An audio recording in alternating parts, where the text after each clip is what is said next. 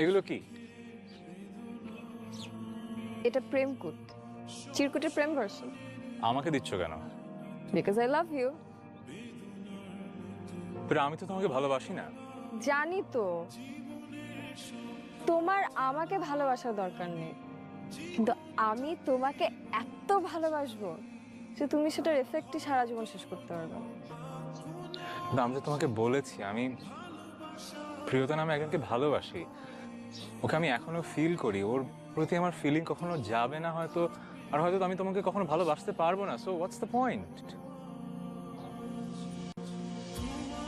অসুবিধা নেই, তোমার ভালোবাসা নয় নাই পেলাম, কিন্তু তোমাকে ভালোবাসতে তো পারবো।